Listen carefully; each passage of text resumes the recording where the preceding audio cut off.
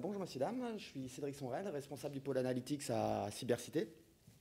Et aujourd'hui, l'objectif de cette webinaire, conférence, vu que je crois qu'il y a du présentiel et du distanciel, c'est de parler un peu de la méthodologie à appliquer pour se servir de Google Analytics, qui est au départ quand même un outil purement statistique, pour pouvoir analyser sa donnée et, in fine, faire un petit peu d'analyse de formulaire. Alors, cette méthodologie de travail, elle peut s'appliquer pas nécessairement au formulaire. Là, j'ai voulu me pencher un petit peu sur cette fonctionnalité un petit peu précise qui peut constituer, selon le type de client, soit une macro-conversion, soit un point de contact avec votre audience et qui pourrait par la suite entraîner une conversion au sens sonnant et trébuchant du terme. Alors, pour ma part, je travaille à Cybercité. Donc, Cybercité est une agence web marketing qui possède 6 agences en France, Paris, Nantes, Rennes, Chambéry, Lyon et Nice. Nous avons 130 experts à votre service, à la fois et nous couvrons à peu près tous les métiers du digital, avec 2 forces néanmoins, qui sont toute la partie référencement naturel et toute la partie référencement payant. Et pour ma part, je gère le pôle Google Analytics, où en fait, notre métier dans notre pôle consiste en 3 principales missions. La première, c'est d'élaborer et de mettre en place des plans de marquage pour nos clients, c'est-à-dire l'ensemble des KPI qui, à un moment donné, vont permettre la mesure des macro-conversions, des micro-conversions, des KPI du X et également des KPI d'analyse de la conversion. Et puis derrière tout ça, en fait, on met souvent ça en lumière au travers de logiciels de data vis type Data Studio. Et finalement, de plus en plus, on essaye d'accompagner nos clients également dans l'analyse de la conversion. C'est-à-dire comment, avec un trafic constant, je pourrais augmenter de 0,1 ou 0,2 points la conversion de mon client, quelle qu'elle soit. Et puis derrière, on fait aussi de la création de contenu, du SEO, du social media, au travers d'une agence dédiée. Alors pour ma part, je travaille pour un panel de clients très divers et variés, à la fois des sites e-commerce, à la fois des sites B2B, du B2C, du tourisme, un petit peu dans toutes les thématiques. Alors du coup, pour en venir au cœur du sujet, le formulaire, à un moment donné, sur quasiment l'ensemble de mes clients, vous avez à un moment donné un formulaire. Alors il peut être divers et varié, au final la finalité sera la même, hein. On va avoir des formulaires de création de compte. Entrez, messieurs, dames. On va avoir des formulaires de création de compte pour la majorité des sites e-commerce et ou de sites de lead pour certains d'entre eux. On va avoir, dans les processus de commande en général sur les sites e-commerce, un processus de check-out qui va demander la création du compte, la création d'une adresse, de l'adresse de livraison. Et tout ça peut créer à un moment donné des frictions lors du processus de conversion de votre audience. Et puis finalement, là où on va rentrer plus dans de la macro-conversion, on va avoir les formulaires de devis ou de contact pour tous les sites B2B, industriels, pharmaceutiques, etc. Et finalement, pour certains d'entre vous, des processus un petit peu longs, type formulaire d'estimation en multi-step, avec pléthore de champs et pléthore de zones de friction à un moment donné. Donc voilà un petit peu, je pense qu'il doit exister d'autres typologies de formulaires, mais la méthodologie va s'appliquer peu ou prou à l'ensemble de ces formulaires. Et puis bien sûr, il y a un prérequis, c'est qu'environ 80% de mes clients seulement mettent en place les tracking nécessaires à la mesure de la conversion de ces formulaires. Alors, ce n'est pas toujours simple à mettre en œuvre. Il faut parfois avoir une équipe de développeurs, une agence compétente qui va vous mettre les bons KPI dans Google Analytics pour mesurer la conversion. Mais on va quand même partir du principe et du postulat aujourd'hui que c'est quelque chose que vous avez mis en place. Alors, dans Google Analytics, ça se traduit comment? Alors, il y a 2 fonctionnalités. La première, c'est la mise en place d'objectifs. J'espère que vous savez à peu près ce que c'est. C'est une des fonctionnalités qui, à un moment donné dans Google Analytics, va transformer soit une page vue, soit un KPI un peu spécifique, qu'on va par exemple nommer l'événement, en un objectif, et qui va vous ouvrir notamment des nouveaux rapports sur la réalisation de l'objectif et des taux de conversion que vous aurez liberté de scinder selon les pages de destination, les sources de trafic, bref, tout le natif de Google Analytics. Donc ça, l'objectif, c'est la pure mesure du taux de conversion et l'analyse de performance des leviers ou d'une page de destination d'une manière générale. Et puis derrière, on a une deuxième fonctionnalité qui est plutôt intéressante et qui peut commencer en fait à entrer dans l'optimisation de la conversion de vos formulaires, ou du moins sur la détection de zones de friction. C'est ce qu'on appelle l'entonnoir de conversion. Donc l'entonnoir de conversion, bien entendu, ne peut s'appliquer sur un site internet que si vous avez plusieurs étapes dans votre formulaire et que si on est bien sûr dans un tunnel et non dans une passoire de conversion. Ce qui est quand même régulièrement le cas sur les sites où les points de fuite sont extrêmement nombreux. Si vous voulez voir un des meilleurs entonnoirs de conversion, je vous laisse vous rapprocher d'Amazon, qui est vraiment un pur tunnel dans lequel on peut, une fois qu'on est à l'intérieur, on ne peut plus en sortir. Alors, les objectifs dans Analytics, c'est simple. C'est soit vous avez des formulaires qui possèdent une URL de confirmation, c'est-à-dire une fois que votre internaute arrive sur vos pages de contact, valide et soumet le formulaire, vous avez un merci.html, un thank you, un peu importe. Et dans ce cas-là, on va être sur une fonctionnalité native. Si ce n'est pas le cas, type pop-up, rechargement Ajax du site, petit message, contact form 7 sur WordPress ou Gform, en général, vous avez des validations Ajax. Et ces validations, en fait, ne permettent pas nativement de traquer la soumission d'un formulaire. Et pour ce faire, en fait, on est obligé de passer par la mise en place d'un KPI qui va être soit un événement, au sens analytics du terme, soit la création d'une fausse page vue, qui va à un moment dire, lorsque mon bandeau, mon pop-up, mon message de confirmation s'affiche, j'envoie une fausse page à Analytics, de manière ensuite à la transformer en objectif et retrouver des KPI lisibles.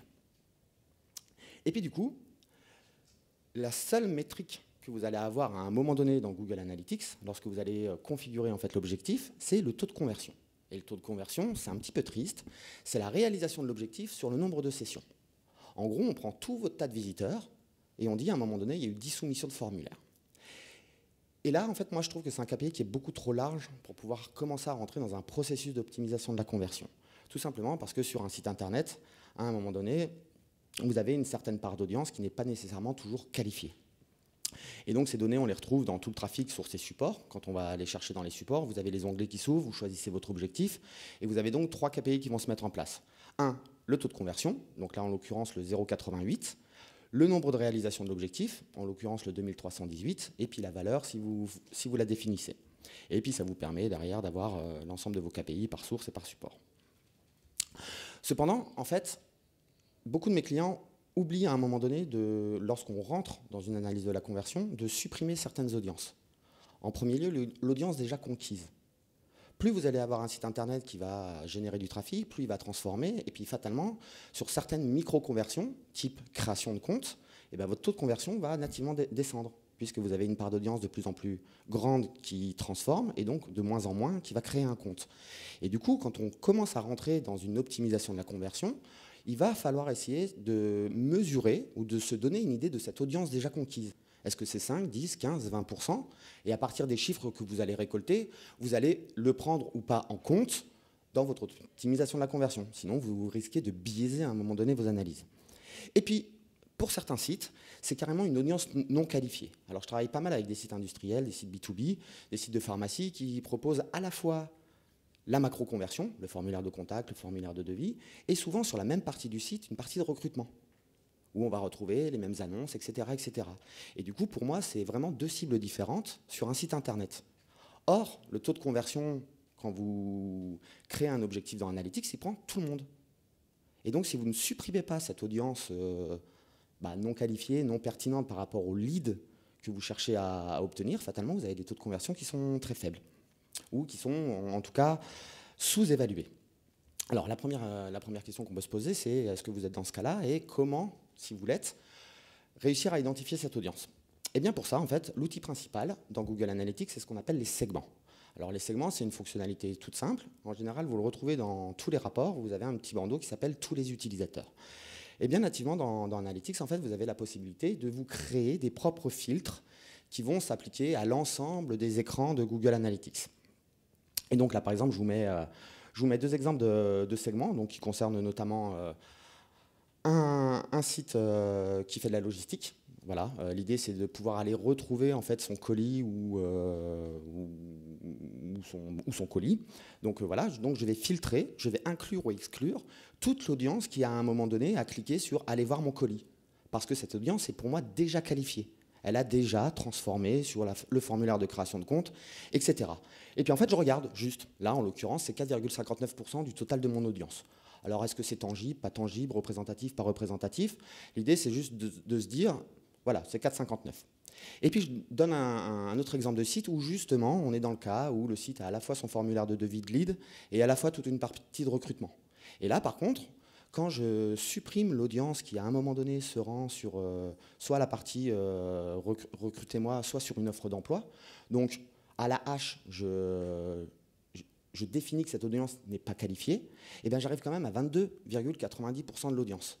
Et là, du coup, c'est presque 1/5 de l'audience qui n'a pas vocation à transformer sur votre site internet. Et du coup, je l'enlève pour pouvoir faire des analyses un tout petit peu plus propres et un tout petit peu plus tangibles. Voilà, donc moi, c'est le premier travail que je fais en général, c'est j'essaie d'analyser les différentes cibles et de les supprimer pour être le plus pertinent possible. Et bien sûr, c'est à pondérer pour chacun de vos sites. Il faut connaître vos sites internet et savoir utiliser à un moment donné les segments. Alors les segments, c'est très simple à utiliser, hein, c'est j'inclus ou j'exclus une audience qui a fait quelque chose à un moment donné sur mon site internet. Et puis on tatouille, on les enregistre et on les affine au fur et à mesure du temps. Et surtout, l'optimisation de la conversion, en fait, c'est un processus qui est complexe dans Google Analytics. Analytics, c'était à un moment donné pas fait pour faire de l'optimisation de la conversion. Tout simplement parce qu'en fait, lui, il mesure une finalité. Il va vous donner un nombre d'objectifs réalisés, un taux de conversion. Donc on a donc ce taux de conversion qui me semble un peu trop large. Et donc du coup, j'aime bien aller vers ce que j'appelle moi le taux d'engagement. Le taux d'engagement, c'est la réalisation de l'objectif sur la page vue du dit formulaire. Et déjà là, on est un tout petit peu plus pertinent. Quelle est la part d'audience à un moment donné qui va aller voir la fonctionnalité que vous voulez qu'elle convertisse? Alors ça, c'est quelque chose que vous n'avez pas dans Analytics. Il faut le calculer soi-même ou se recréer un objectif. Donc en l'occurrence, ce que je conseille toujours, c'est que vous créez votre objectif numéro 1, qui est la soumission de votre formulaire de contact, de lead, de devis, d'estimation. Vous allez obtenir un chiffre. Et vous recréez un objectif en dessous qui est l'atteinte de la page. Et du coup, vous allez avoir deux ratios que vous allez pouvoir comparer. Vous allez avoir 15% de votre audience qui atteint la page et peut-être un seul % qui atteint la validation du formulaire. Et déjà, ça donne quand même des idées un peu précises. Plus le ratio d'engagement est bas, plus ça veut dire à un moment donné, soit vous ne mettez pas suffisamment en avant votre formulaire dans vos pages, le CTA de contact, soit en fait, vous ne le mettez pas tout simplement en place. Et on va voir après comment ça se passe. Donc le taux d'engagement, c'est super simple. On identifie l'URL du formulaire, de la fonctionnalité ou de la présence de fonctionnalités sur un ensemble de pages. On a des sites internet qui possèdent une page contact.html et on a aussi des sites qui vont mettre dans la sidebar toujours le même formulaire de contact ou bien en zone de footer. Bref, on essaye à un moment donné de mobiliser en fait ses équipes de développeurs ou son agence Analytics de manière à pouvoir analyser cette fonctionnalité. Elle est présente uniquement sur mes fiches produits, sur mes fiches solutions, sur mes fiches devis, etc. Et on essaye de se dire à un moment donné combien j'ai de points d'accès à cette fonctionnalité vs ceux qui s'y rendent. On crée un segment et finalement on analyse. Et puis du coup, quand on compare un petit peu et le taux de conversion et le taux d'engagement, on n'est pas tout à fait sur les mêmes métriques. Parce que du coup, là, on prend un exemple tout bête, on se base sur un site qui fait 10 000 sessions, qui a réalisé 10 fois l'objectif. Alors c'est complètement arbitraire, ça me fait un taux de conversion qui est de 0,10. Et par contre, si je calcule mon taux d'engagement, j'ai 1000 sessions à un moment donné qui se sont rendues sur ce dit formulaire pour toujours 10 objectifs remplis. Donc mon taux d'engagement est de l'ordre de 1%. Voilà, donc c'est très faible. Dans tous les cas, c'est extrêmement faible. Mais en fait, là, le KPI, c'est qu'il va falloir pousser à un moment donné de plus en plus d'audience à se rendre sur votre formulaire. Si vous n'augmentez pas par effet mécanique ce chiffre, votre conversion, vous n'allez pas pouvoir l'augmenter non plus. Voilà. Et puis ensuite, on peut s'amuser à faire ce ratio 0,10 sur 1 en se disant qu'on a quand même une perte massive de l'audience. C'est-à-dire que là, en l'occurrence, j'ai 990 sessions qui se rend sur la page de formulaire et qui, à un moment donné, ne va rien faire. Et je vous invite souvent à inverser les chiffres. Pas simplement se dire, j'ai 1000 sessions qui vont sur mon formulaire, mais plutôt réfléchir à l'inverse. J'ai 990 personnes qui n'y font rien. Et si vous achetez une machine à laver qui a 9 chances sur 9 sur 10 de tomber en panne, vous ne l'achèterez pas. Et c'est la même chose pour les formulaires de contact. Alors l'idée, quand on a ce genre de constat, quand on a déjà créé ces deux petits KPI, c'est de se dire, à un moment donné, comment est-ce que je pourrais savoir ce que fait mon audience sur la fonctionnalité? Parce que ce n'est pas le tout. Dans Google Analytics, la seule chose que vous allez pouvoir avoir au final comme KPI, c'est un nombre de pages vues de mon formulaire et un nombre de pages vues uniques de mon formulaire. Simplement pour la distinction, les pages vues sont un nombre de pages vues par votre audience, 1, 2, 3, 4, et les pages vues uniques sont dédoublonnées à la session. C'est-à-dire que si je vois 4 fois votre formulaire de contact, 4 pages vues, une page vue unique. Donc toujours regarder les KPI de vue unique. Donc, pour savoir ce que fait l'audience sur votre fonctionnalité, donc en l'occurrence vos formulaires de contact, en fait, il y a plusieurs choses à regarder. la première chose que je vous conseillerais de faire, c'est de regarder le taux de sortie. Le taux de sortie, c'est l'indicateur précisant quelle est la part d'audience clôturant la session sur la page. C'est-à-dire que vous allez avoir une audience qui va se rendre sur votre formulaire de contact ou de devis et qui va se barrer, tout simplement. Donc, zone de friction énorme. Alors, Analytics ne vous dira pas si elle était intéressée, qualifiée, etc. Mais vous allez quand même obtenir un chiffre qui est vraiment prometteur en termes de métriques. Donc, tout ça, ça se passe en fait dans la partie comportementale de Google Analytics, comportement toutes les pages, ou comportement page de sortie. Et en fait, là, on est sur un exemple concret d'un formulaire de contact. Donc, il a été vu 7222 fois sur la période. Donc, on était sur une période de 6 mois. Donc, c'est assez peu au final. Et le taux de sortie est de 51%. Ça veut dire que j'ai la moitié de l'audience qui arrive sur cette page, qui quitte le site à cet endroit. Donc là, c'est quand même révélateur d'un vrai problème sur le formulaire. Alors du coup, quand on a ce chiffre-là, on a envie de se dire, mais pourquoi? Pourquoi est-ce que mon audience va s'en aller à un moment donné? Eh bien, le premier constat, c'est qu'il y a 50% de l'audience qui quitte le site sur cette page, et on va se poser cette question. Que fait les 50 autres pourcents, puisqu'ils n'abandonnent pas à cet endroit-là? Et pour cela, je vous conseillerais d'utiliser une fonctionnalité qui s'appelle la page précédente. C'est une petite fonctionnalité un peu cachée dans Google Analytics, que peu de gens utilisent. Dès qu'on commence à rentrer un petit peu dans l'analyse de la conversion, on l'utilise tout le temps. Donc la page précédente, en fait, ça permet simplement... Analytics, quand vous faites une session, vous voyez la page 1, la page 2, la page 3, la page 4, et puis fatalement, en fait, à la clôture de la session, il sait que vous avez vu un certain nombre de pages. Et donc, en fait, quand vous voyez la page 2, il sait que vous étiez sur la page 1. Quand vous voyez la page 3, il sait que vous étiez sur la page 2. Ça paraît assez logique. Donc, fonctionnalité sous-exploitée de Google Analytics pour obtenir davantage de détails. Alors, l'idée, c'est même chose. Vous vous rendez dans votre partie comportementale du site, contenu site, toutes les pages, et vous allez utiliser les filtres avancés. Donc, la première chose que vous allez faire, c'est que vous allez définir une dimension secondaire qu'on appelle la page précédente. Vous l'activez, ça va vous créer une seconde colonne. Et ensuite, vous allez simplement demander à Analytics, donne-moi les pages vues où la page précédente était mon formulaire.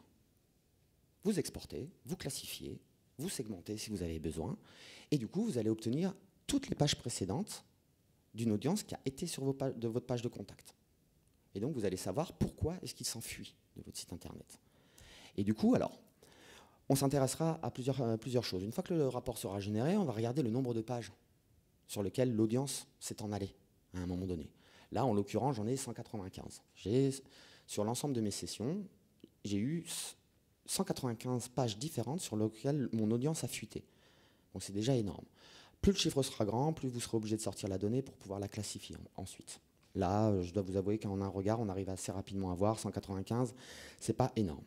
Donc on s'intéressera au nombre de pages qui mènent à la fonctionnalité, en pondérant bien sûr vs la volumétrie du site.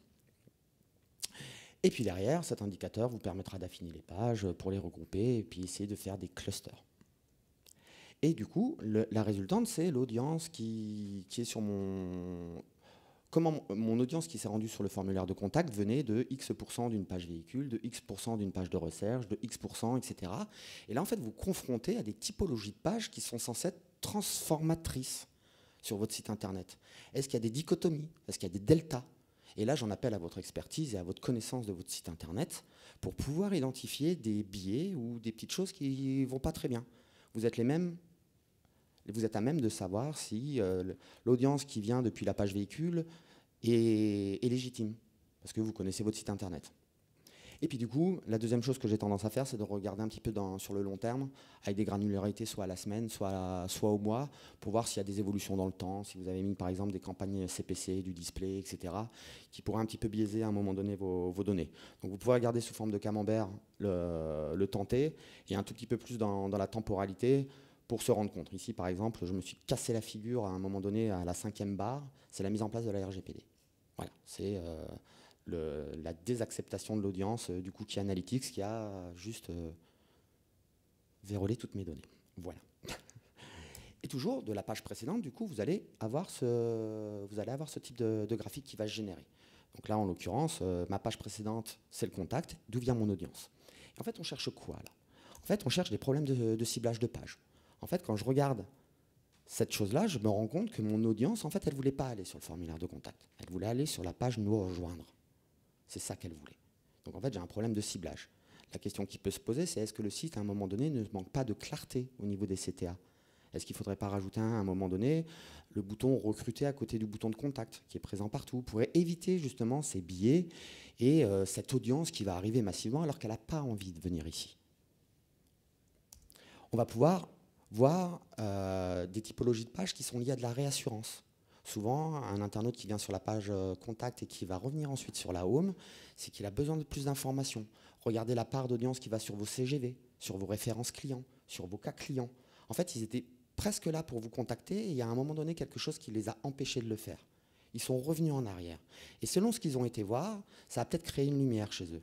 Et du coup, en fait, plus les proportions de ce type de pages vues vont être importantes, plus vous allez pouvoir vous poser des questions sur est-ce qu'il ne faudrait pas que je remette un petit peu plus de réassurance. Là, en l'occurrence, les pages, alors bon, j'ai les conditions générales d'utilisation du site, et j'ai pas mal de cas clients et de pages produits. Et puis finalement, on a les pages produits. Alors là, en l'occurrence, on est sur un site de pharmacie. On a une audience qui vient principalement des produits, qui étaient sur le contact et qui retourne vers les produits.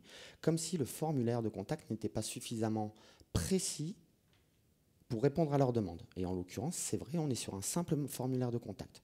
Donc on a recommandé de mettre des objets. Vous me contactez pour une prise de devis, pour un contact, pour une information produit, etc. Parce qu'en fait, on arrive à déceler ce genre de petites choses. Alors on est au doigt mouillé, là, je ne vais pas vous le cacher. Mais par contre, analyser ce que fait l'audience sur vos pages de contact en partant peut quand même avoir des enseignements importants. Et le taux de rebond dans tout ça. Parce que du coup, le taux de rebond, on pourrait se dire, c'est aussi une donnée que je vais vouloir analyser. Alors je vais vous le dire non tout de suite. Tout simplement parce que le taux de rebond n'a du sens que si la page qu'on est en train d'analyser est une page de destination. Et en fait, sur de nombreux sites, la création de compte, le processus de création d'adresse dans un checkout e-commerce, certains formulaires n'ont pas vocation à devenir des pages de destination. On est sur une audience qui, à un moment donné, est arrivée sur une catégorie à ajouter au panier et démarre son processus de création de compte. On arrive rarement directement sur la page de création de compte sur un site e-commerce. Donc, en fait, ça n'a du sens que si votre page est une vraie page de destination. Voilà, là, je vous mets simplement la FAQ de Google, il le dit dans le petit point 3, sur les sessions qui commencent sur cette page. Donc, ne vous méprenez pas en voulant analyser le taux de rebond de vos formulaires de contact, sauf si la proportion d'entrée est importante. Sinon, il ne voudra rien dire, votre KPI. Donc, ce qui fait que, d'une manière générale, la création de compte, la création d'adresse, on ne regarde pas le taux de rebond, et éventuellement, sur vos pages de demande de devis, de demande de contact, de fonctionnalités d'estimation, vous pourriez éventuellement regarder le taux de rebond seulement si ce sont des landings CPC, des landings SEO ou des landings de levier XXX, peu importe au final. Voilà, j'espère que je suis clair. Donc voilà, là en l'occurrence, vous avez normalement dû passer environ 2 petites heures pour faire cette analyse. Vous avez identifié le taux de conversion, il est haut ou il est faible. Vous avez surtout identifié le taux d'engagement, il est haut ou il est faible, et le ratio entre le taux de conversion et le taux d'engagement. Voilà, je n'ai pas de chiffre précis à vous communiquer sur ces taux. Est-ce que c'est bien, est-ce que c'est pas bien par rapport à la concurrence, par rapport à un secteur moyen? Partez toujours du postulat que c'est un point de départ. Vous allez faire votre analyse sur 6 mois de données, vous allez obtenir un chiffre. Ce chiffre, votre objectif, c'est de l'améliorer. Ce n'est qu'un point de départ. Et si vous arrivez à l'améliorer, au final, c'est parfait. Vous allez remplir la mission que vous vous êtes donnée d'analyser la conversion via Google Analytics sur mon site internet. Après, en l'occurrence, le taux de sortie sur le site à 51%, c'est énorme. Voilà. Mais 15% aussi, c'est énorme. Voilà. On est juste sur un point de départ. Les optimisations que vous mettrez en place doivent faire descendre ces chiffres ou augmenter selon le sens du vent. Vous avez identifié le taux de rebond et le taux de sortie, qui peuvent quand même donner en fait une idée de la complexité du formulaire, et identifier les allers-retours qui pourraient éventuellement vous aider à travailler ce qu'on appelle le texte d'engagement et la finalité du formulaire. Et puis il y a une troisième chose, parce que là du coup on a vu l'audience qui transforme, on a vu l'audience qui ne transforme pas ce qu'elle fait et quels insights je pourrais éventuellement en tirer. Et en fait, on va aussi essayer de regarder comment votre audience arrive sur le formulaire. À un moment donné, il y a deux manières de faire. Soit on essaye de pousser au maximum sa conversion, soit on essaye de pousser un maximum d'audience vers sa conversion. Et après, en toute logique, on a des effets mécaniques qui peuvent commencer à s'enchaîner. Du coup, pour savoir comment mon audience arrive sur la fonctionnalité, à un moment donné, on va recycler la page précédente. On va simplement en fait, inverser le processus de pensée en y ajoutant un poil plus d'analyse. Donc on se rend toujours, partie comportementale, contenu du site, toutes les pages. On remet sa dimension secondaire de chemin de la page.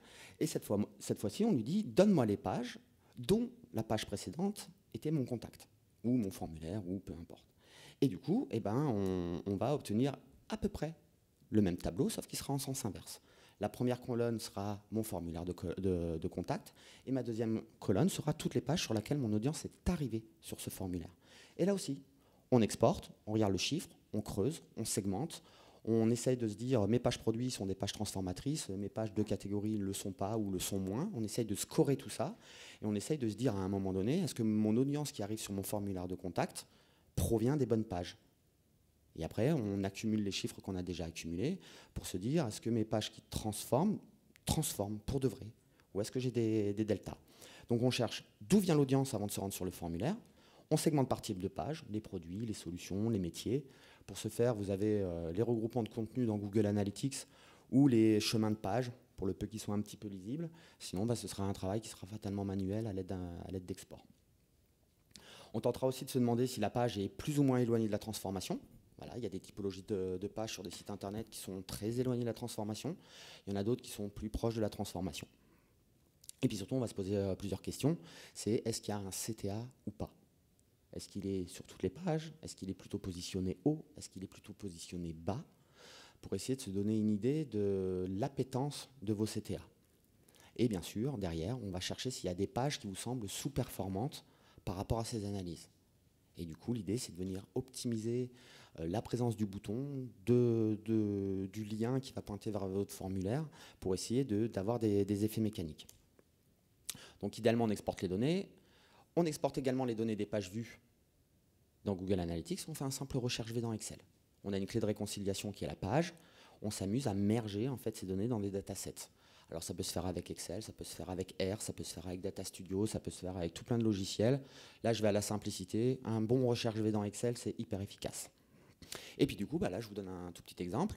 J'ai la page produit qui a au final été vue 64 384 fois de manière unique.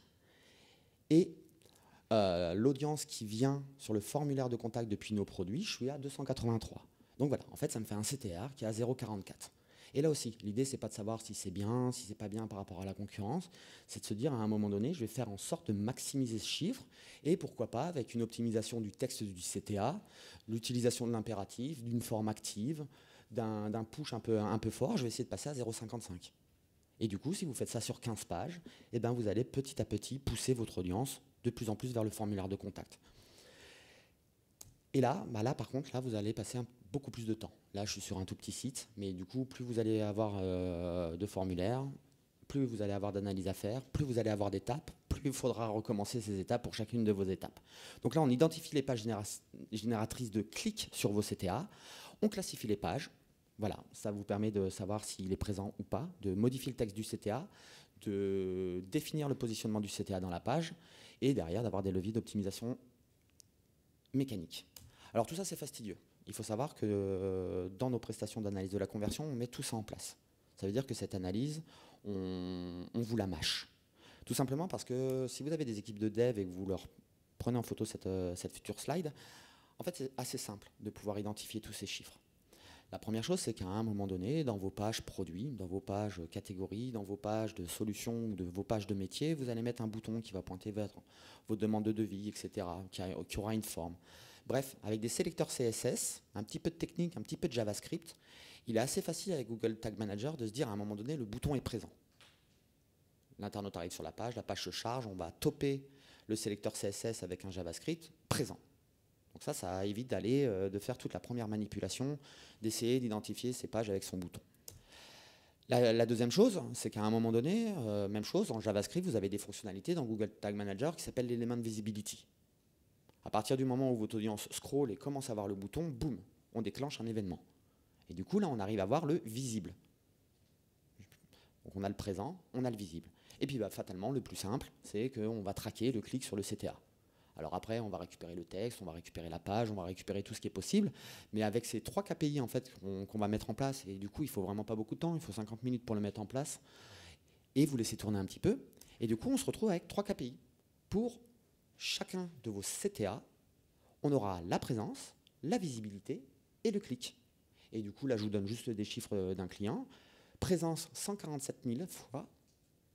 Visible, 16 000 fois. Donc déjà, rien que ce premier ratio visibilité-présence, il est riche d'enseignements. Si vous rajoutez derrière un petit événement au scroll pour essayer de savoir si votre audience a vu 25, 50, 75%, là, vous avez des leviers d'optimisation mécanique qui sont juste géniaux. 30% de mon audience ne voit pas le bouton. 50% de mon audience ne voit pas le bouton. Et là, en l'occurrence, si on fait le ratio rapidement, 147 sur 16, on doit être à 8% de visibilité. Ça veut dire que j'ai 82% du total de mon audience qui ne voit jamais le CTA. Et donc, c'est un petit peu triste. Donc la méthodologie, elle est simple. C'est soit on met des boutons sur le côté, des boutons qui suivent, soit on met des encres qui vont repointer vers le formulaire de contact. L'idée, en fait, c'est de proposer la visibilité de plus en plus.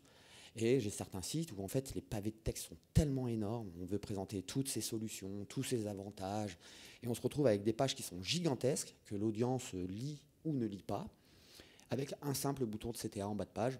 Et en fait, vous l'avez usé, votre audience. Elle n'a pas été jusqu'au bout. Voilà, donc il faut... Ce KPI peut vous aider. Le ratio présence-visibilité. Et après, on peut s'amuser à faire tous les ratios. On fait le ratio visibilité sur clic. Le visibilité sur clic peut donner une idée en fait, du texte, de la puissance de votre CTA, de l'engagement que vous voulez mettre dans votre texte. Cliquez ici, VS, donnez-moi ce devis, donnez-moi cette estimation, peut vous orienter vers une amélioration. Mais bon, déjà, le présence sur visibilité est un des principaux. Et donc, à ce stade, en fait, on a fait un audit de votre page, de votre transformation. On a fait un audit de la provenance de votre audience, la part de clic, l'amélioration du positionnement des CTA, voire du texte de CTA. Et le nerf de la guerre, à un moment donné, ce que Google Analytics ne fait pas nécessairement, c'est que fait votre audience dans votre formulaire. Alors là, je sais qu'il existe pléthore d'outils sur le marché qui permet en fait de faire ces analyses de formulaire. C'est bien, ça marche très très bien. Si vous en avez, continué à les utiliser. Là, je vais juste vous montrer la démarche où on a été jusqu'au bout des choses en essayant de reconstruire un Hotjar directement dans Google Analytics avec les avantages que ça apporte. La segmentation par source, par support, la possibilité de créer des listes d'audience. Et comme nous travaillons dans Google Tag Manager, si j'ai envie d'envoyer un abandonniste à Facebook, je l'envoie à Facebook. Si j'ai envie d'envoyer un abandonniste à Criteo, je l'envoie à Criteo, parce que Google Tag Manager est une boîte vide dans laquelle vous allez à un moment donné envoyer tel internaute à gauche ou à droite sur une solution média. Et donc, en fait, on a mis en place toute une série de tracking. Donc là, je rappelle juste le natif dans Analytics. Hormis le fait de creuser un petit peu la donnée telle que je vous l'ai indiqué, le ratio, c'est page vue sur soumission, point. Voilà, c'est les 2 ratios que vous allez faire. Et en fait, je vous ai donné quelques indications. En fait, on est susceptible aujourd'hui de savoir qui voit le formulaire, de savoir qui entre dans le premier champ, de savoir qui entre dans chacun des champs, et finalement, où abandonne l'audience. Et en fait, l'idée, c'est pas simplement de se dire j'ai mon audience, j'en ai 1000 qui arrivent sur ma page de contact et j'en ai 10 qui transforment. L'idée, en fait, c'est de multiplier les points de micro-conversion pour essayer à un moment donné de se dire j'ai un champ qui est bloquant. J'ai une audience qui ne veut pas aller plus loin. J'ai un point de rupture. J'ai une friction. Et là, du coup, on devient de plus en plus pertinent parce qu'on cible de plus en plus la donnée qu'on cherche à optimiser. Donc pour ça, en fait, on a développé des scripts JS. C'est tout simple. Un clic sur un lien, c'est la même chose qu'une entrée dans un champ. Pour un développeur, en tout cas. Après, il suffit juste de récupérer le nom du champ et de bien le nommer. Un internaute qui abandonne, c'est ni plus ni moins qu'un peu de JavaScript très rapidement fait, pour le peu que vous ayez soit une agence web, soit un petit dev en interne. Donc, développement de script JS, capable de savoir qui voit le formulaire, les entrées et les tentatives de soumission. Très important, les tentatives de soumission. Alors du coup, pour essayer d'imager tout ça, en fait, on récupère le nombre de pages vues, un petit peu comme la présence. Je sais que l'internaute est sur mon formulaire. On arrive, dès qu'il scrolle, à envoyer un event sur la visibilité du formulaire, et ensuite sur chacune des entrées du champ. Et du coup, là, on a vraiment des données certaines. Voilà. avec la possibilité de merger tout ça avec des données de chiffre d'affaires, de transformation, de sources, de support, de pages de destination, bref, l'ensemble du natif analytics. Et du coup, après, on exporte tout ça, on met ça dans un data studio, ou là, en l'occurrence, un Excel. Je dois avouer que j'aime bien Excel. Et en fait, on reclassifie tout, et on réordonne les champs. Et donc là, en l'occurrence, voilà, une déperdition réelle d'un formulaire. Le nom, le prénom, le code postal, la ville, le poids, le téléphone, la table. Et puis à un moment donné, je me rends compte, alors là on était sur quelque chose de complètement fou, on avait un formulaire de plus de 80 champs. Et en fait, à un moment donné, j'ai une énorme rupture au niveau de vos CV et votre photo. C'est un site de recrutement d'hôtesses. Parce que du coup, là je passe de 420 sur la toute dernière colonne qui est la plus grande, et ensuite eh ben, je passe à 23 et à 18. Et en fait, je me suis rendu compte en segmentant rapidement l'audience qu'elle était majoritairement sur mobile. Et sur mobile, vous n'avez pas votre CV, et vous avez peut-être votre photo, mais en tout cas, vous n'avez pas votre CV sur vous. Donc là, c'est un point d'abandon riche d'enseignements. On s'est rendu compte que tout le monde abandonnait au niveau du CV. Après, il y avait aussi des problèmes, on ne pouvait mettre que du PDF. Voilà, donc on n'a pas nécessairement son CV au format PDF, ou en tout cas pas à la première intention. Et du coup, on a des premiers segmentants qui peuvent se générer. Alors là, on est sur un exemple. Hein. On a un fort pourcentage de l'audience qui arrive sur la page et qui ne débarrait pas le formulaire. J'avais un ratio énorme. Personne ne voulait rentrer dans le champ. Et la raison, c'est qu'on avait un formulaire de près de 70 champs qui faisait un tout petit peu peur, mine de rien. Donc un vrai problème d'engagement et un fort pourcentage de l'audience qui n'atteignait pas le dernier champ. Et ça, c'est un enseignement que j'ai tiré. Mettez les champs compliqués dès le départ. Là, on a quand même une audience qui met sa taille de jupe, sa couleur des yeux, des cheveux. Bref, on est sur un site d'hôtesse, donc c'est un peu étrange. Et à la dernière étape, au bout de 60 questions, on lui demande son CV. Et la demoiselle ne l'a pas. C'est rédhibitoire, je ne reviendrai plus jamais sur ce site, ça m'a trop fatigué. Donc un vrai longueur de problème de champ. Et puis derrière, en fait, on peut identifier les champs bloquants, puisqu'en fait, on a des vraies ruptures au niveau de nos pourcentages d'entrée dans les champs. On peut supprimer les champs non obligatoires, mais non renseignés, puisqu'en fait, on sait quels sont les champs obligatoires et les non obligatoires. Et puis derrière, en fait, on se rend souvent compte que tous les champs non obligatoires, l'audience ne les remplit jamais. Alors pourquoi les mettre? S'ils ne vous servent pas à vous, ils ne serviront pas à votre audience. Donc supprimez-les. C'est des zones de friction qui sont parfois embêtantes. Alors pas grand-chose, mais c'est des pétièmes de pourcentage que vous allez perdre à chaque fois. Améliorer le texte du formulaire pour améliorer l'engagement. Donc ça, c'est des ratios entre le nombre de pages vues et puis la visibilité du formulaire. Et puis derrière, en fait, rendre des champs un peu trop compliqués, peut-être non obligatoires. Et réorganiser tous les champs. Les champs complexes au début, stratégie d'écrémage de l'audience. Alors je sais que je me bats souvent avec certains de mes clients, je suis plutôt partisan de ça. Stratégie d'écrémage. Je mets les compliqués, comme ça je fais fuir l'audience qui n'est pas intéressante. Je vais notamment penser aux sites qui ont des thématiques un petit peu étranges, genre les chocolatiers professionnels, qui vont se positionner tant du point de vue SEO que du point de vue CPC sur des requêtes à la fois grand public et à la fois pro. Et en fait, vous allez avoir une audience particulière qui vont arriver sur des formulaires de contact pro. Et en fait, le numéro sirène, il est en plein milieu, caché dans le 13e champ. Hop, vous le mettez devant. Comme ça, vous évacuez les poubelles directement. Ça évite de vous casser la tête en vous disant « il y a plein de gens qui sont rentrés dans mon formulaire, mais je ne sais pas, etc. etc. » Pour ma part, j'aime bien essayer de supprimer l'audience non qualifiée dès le début. Et puis derrière, eh ben, en fait, on a tout plein de graphiques qui vont se générer. On peut s'amuser à faire des ratios et à tout calculer pour avoir une vraie liste de courses à faire. Et en plus de ça, avec tout ça, après, on ne se trompe pas. Quand je mets en place ces optimisations de formulaires pour mes clients, ils ont du mal à me contredire. Parce qu'en fait, c'est tellement clair qu'on ne peut pas me contredire. Alors après, il y a des débats. Hein. J'ai absolument besoin du numéro sirène, j'ai absolument besoin du numéro sirène. Des fois, les CRM font qu'ils ne peuvent pas fonctionner sans, donc on les conserve, mais on indique que c'est quand même un peu compliqué. Donc on fait de l'autocomplétion, où on va demander à aller chercher une API numéro sirène. De cette manière, on a juste à aller rentrer le nom de l'entreprise, l'API va chercher le numéro sirène, et on n'a pas besoin de se souvenir de ces 13 ou 14 numéros qui sont parfois contraignants. Les numéros APE, sirène, SIRET, les numéros de sécurité sociale. Avec un numéro de sécurité sociale, mine de rien, avec les 6 premiers chiffres, vous savez si c'est un homme, son année de naissance, son mois de naissance, son département de naissance.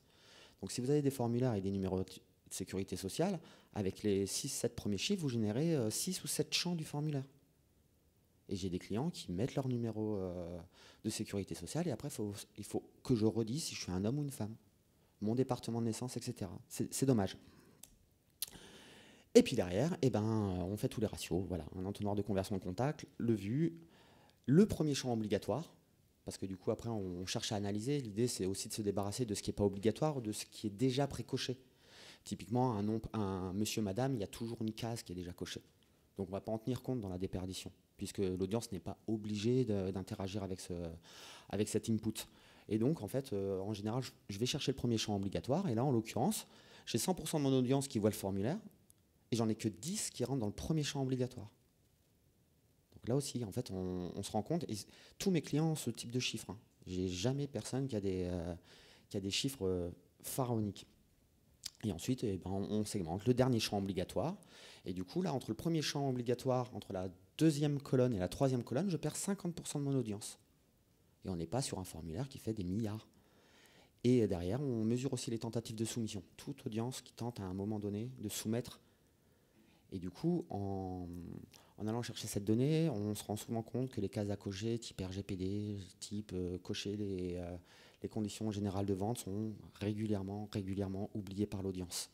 Et là, si vous ne mettez pas en place les bonnes mécaniques pour montrer l'erreur, il se peut que votre audience pense avoir soumis le formulaire, alors qu'elle ne l'a pas soumis. Bref, après, ce n'est qu'une question d'imagination. On a la possibilité d'avoir tous les KPI possibles et inimaginables, vu qu'on récupère tous les champs du formulaire. Voilà, full de nouveaux KPI, ratio visibilité sur premier champ obligatoire, ratio premier champ sur dernier champ obligatoire, tentative de soumission sur soumission effective. On peut s'amuser à faire tous les ratios du monde pour essayer de cibler les optimisations. Et puis derrière, eh bien, fort de tout ça, en fait, on arrive à optimiser assez rapidement en ayant rapidement des résultats. Là, on est sur le site d'Orpi, en l'occurrence. On s'était rendu compte, fort taux de rebond sur la page. On était sur une page de destination. Donc, les gens tapent « Estimez votre maison ». Vous arrivez sur le formulaire d'estimation d'Orpi. Taux de sortie très important. Et en fait, on est sur un formulaire multi-étapes. Je ne sais pas si vous avez déjà fait des estimations de biens. C'est long. Il faut tout mettre, la moitié de sa vie sur sa maison. Là, en l'occurrence, ce formulaire, il a l'avantage d'être très court. Très, très court. Et donc, en fait, en conversant avec le client, en combien de temps on le fait? Juste en 5 minutes. Et du coup, le simple fait d'avoir mis la petite phrase « Estimez votre bien gratuitement en 5 minutes », on a augmenté le taux d'engagement de 50%. Alors, ce n'est pas la soumission qu'on a réussi à augmenter de 50%. C'est simplement la part d'audience qui commence à remplir le formulaire. Et puis derrière, fatalement, on a un peu des effets mécaniques. Quand on cherche à faire de l'optimisation de la conversion, ce n'est pas parce qu'on va changer un bouton en vert qu'on va augmenter de 15% la conversion. C'est faux. Quand on change un bouton en vert, on va augmenter le taux de clic sur le bouton. Il ne faut jamais se tromper dans l'optimisation qu'on cherche à obtenir. Sinon, ça se saurait, ce serait trop simple. Et donc, en fait, on essaye de scinder les optimisations pour essayer d'avoir... moi, j'aime bien essayer de pousser de plus en plus l'audience au bout du tunnel. Et donc là, on a eu 50% de taux d'engagement en plus. Un autre site, maison de retraite, cible plutôt âgée, absolument pas de contraste sur les champs. Blanc sur blanc. À mon avis, pas mal d'erreurs parce que en fait, il y a pas mal d'études. Si vous cherchez un petit peu sur l'optimisation des formulaires, il y a pléthore d'études. Typiquement, le label avec le champ à droite est une très mauvaise technique. Il vaut mieux mettre le label, le champ, le label, le champ, le label, le champ. En fait, en termes d'eye tracking, c'est un petit peu gênant pour votre audience. Et en fait, là, on n'a pas fait grand-chose. On a juste mis un fond dans les inputs pour les mettre en gris. Et bien juste avec ça, là par contre, on a obtenu 8% de taux de conversion supplémentaire, juste avec un changement de couleur CSS. Et donc les constats, c'est qu'on avait un beau taux d'engagement. Mais par contre, on avait un nombre de tentatives de soumission supérieur au dernier champ obligatoire.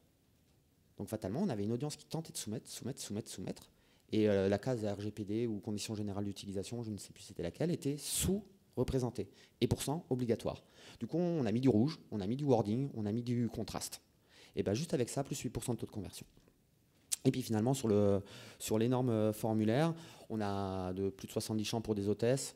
On a simplement fait 2 formulaires, un pour le desktop, un pour le mobile. Sur le mobile, pas de CV. Voilà, un recontact après pour envoyer le CV, plus 70% de taux de conversion. Voilà, c'était magique. Donc dès que vous avez des pièces jointes, essayez de faire en sorte de regarder votre part mobile ou pas mobile. Sur mon iPhone, je n'ai pas mon CV. Et je n'ai pas ma déclaration d'impôt, je n'ai pas plein de choses. Et puis ensuite, si je devais résumer très rapidement, parce qu'il me reste plus beaucoup de temps, alors là, c'est des conseils. Je peux pas faire tous les conseils, c'est lié nécessairement à un type de formulaire, etc. Avant votre formulaire, tentez de travailler le texte d'engagement. Pas trop dense, ça sert absolument à rien. Forme de bullet point et du strong. L'idée, c'est, en analysant les pages sur lesquelles se rend le plus d'audience, c'est de retravailler la réassurance d'une manière générale. Indiquez toujours les bénéfices de la prise de contact. Le temps de réponse. Tous les sites de contact, de lead, de devis, je n'ai quasiment jamais un temps de réponse. Nos équipes reviendront vers vous prochainement. C'est à peu près tout ce qu'on a. Mais si vous indiquez que vous avez une équipe commerciale plutôt efficace et que vous savez qu'elle va répondre en 24 ou 48 heures, n'hésitez pas à l'indiquer. Par contre, si elle est sur une semaine, évitez de le mettre. Mais par contre, si vous avez ce type d'argument, ça peut créer le sentiment d'urgence à un moment donné. Et ça peut aider votre audience à vous choisir, vous, plutôt qu'un concurrent pour une demande de devis. Le délai de remplissage du formulaire, si vous êtes sur du multi-step, ça ne mange pas de pain. Ça évite que l'audience parte dans l'inconnu, parce qu'au final, les formulaires multi-step, quand on rentre à l'intérieur, on ne sait pas ce qui s'y cache. L'étape 1, on la voit, en général, elle est sympa. Nom, prénom ou adresse email, et après, on arrive en étape 2 et on se retrouve avec un pavé de 50 champs à remplir, et puis l'étape 3, c'est la même chose. N'hésitez pas, si ça met peu de temps à être rempli, n'hésitez pas à le préciser. Et puis, bien sûr, dans le formulaire, l'autocomplétion. Les dates de naissance avec des calendriers, les villes, l'API Google Maps, les numéros SIRET si possible avec une API, le format des données attendues. Il y a trop de sites type PrestaShop, Magento. Lorsque vous faites le processus de création de compte, la date de naissance, vous ne savez pas trop dans quel sens il faut la mettre. On est habitué en France, JJ, moi, AAA, mais des fois c'est juste AA. Et du coup, ça génère une erreur. Parce qu'en fait, on a voulu mettre 1981 alors qu'on attendait 81. Voilà, ça ne mange pas de pain de le préciser sur le label, et pourquoi pas avec le placeholder. Le placeholder, c'est la petite phrase au niveau du champ, pour pouvoir le mettre. Bien sûr, le nom du champ. Directement, si vous avez la possibilité, mettez un système de vérification automatique du champ. Je le remplis. Là, par exemple, je choisis Peugeot, bim, petite croix verte. Ça évite de générer des erreurs, et comme ça, l'audience, elle reprend petit à petit les champs. Parce que le problème, c'est que quand vous soumettez un formulaire et que vous avez plein d'erreurs, en fait, le formulaire, il ne vient pas se replacer sur le bon champ. Donc en fait, vous ne connaissez pas l'erreur. Et du coup, des fois, vous ne voyez pas l'erreur sur des longs formulaires que vous avez générés. Je vous invite à déclarer vos impôts. Quand vous faites une erreur dans la déclaration d'impôt, vous ne savez pas du tout où est votre erreur. La possibilité de voir le mot de passe lors de la création, bien entendu. Le petit œil, franchement, il est hyper pratique. Évitez les doubles vérifications du mot de passe, il n'y a pas besoin. Et puis, si vous avez des règles de sécurité un tout petit peu fastidieuses au niveau du mot de passe, une lettre, un chiffre, un caractère spécial, n'hésitez pas à chaque fois que celui-ci apparaît de le mettre en vert. Là aussi, ça évite les erreurs de la part de votre audience. Et puis le petit œil, c'est quand vous faites deux fois le mot de passe, parce que du coup, bon, aujourd'hui avec les iPhones par exemple, ils proposent automatiquement un mot de passe, mais il y a des gens qui sont attachés à leur mot de passe. Et puis au sein du formulaire, segmenter les formulaires trop longs en étapes en indiquant le temps, travailler les CTA de soumission, oubliez le envoyer et engager votre audience. Voilà, utilisez l'impératif, le verbe d'action et la forme active. Là par contre, je pense que je ne vais rien vous apprendre. Limitez les champs non obligatoires. Voilà, si vous estimez qu'ils ne sont pas obligatoires, pourquoi est-ce que vous les mettez? Ça, c'est des choses, je me pose souvent la question. Un monsieur, madame n'est peut-être pas toujours utile. Et pourtant, c'est un champ qui est oublié. Le sexe, c'est parfois un champ qui est oublié. Le nom de l'entreprise, en plus du numéro SIRET, c'est pas utile. Bref, limitez les champs obligatoires. Et surtout, ne tentez pas de surqualifier votre audience. Des fois, c'est rédhibitoire, avec des informations trop complexes. Les champs qui demandent d'aller dans la paperasse, je trouve pas ça utile. Votre audience va quand même transformer. Mais l'idée, en fait, c'est vraiment de réduire ces zones de friction. Et puis, je m'arrêterai là, simplement. La mise en place du formulaire, en fait, pour notre part, c'est juste du JavaScript. C'est quand même très rapide à mettre en place et ça s'adapte quasiment à toutes les technologies. Il y a peut-être quelques sites en Ajax sur lesquels ça ne fonctionne pas très bien parce que technologie nativement compliquée. Et puis d'une manière générale, on a tendance à laisser tourner 30 jours, voire 2 mois, entre 30 jours et 2 mois, de manière à éviter des pics de saisonnalité, de collecter un petit peu de la donnée, de pondérer ça par rapport à certaines campagnes. Et puis derrière, on fait toute l'analyse de la transfo et l'analyse du parcours utilisateur. L'idée étant de s'insérer en fait, dans un process qui est beaucoup plus large, qui est celle de la mise en place de plans de marquage, de l'analyse de la transformation, et derrière, la génération d'hypothèses. Parce que tout ce que je suis en train de vous dire, là, ça ne sort pas du chapeau. C'est qu'à un moment donné, on va générer des hypothèses. On va dire qu'en modifiant le champ X, on va avoir un passage plus fluide vers Y. Voilà, c'est comme ça qu'on génère les hypothèses. Et après, on les met en lumière. Soit on est vraiment sûr de nous, sûr de moi, et que le client est sûr de lui également, on le met directement en prod. Sinon, on passe régulièrement en fait, par des phases de test AB. Tout simplement parce que si on se plante, on ne perd que 50% de son audience. Et on se plante un peu moins. Et si on réussit, ben, on augmente de 50% sur notre audience. Voilà. Je vous remercie. Si vous avez des questions, je suis à vous.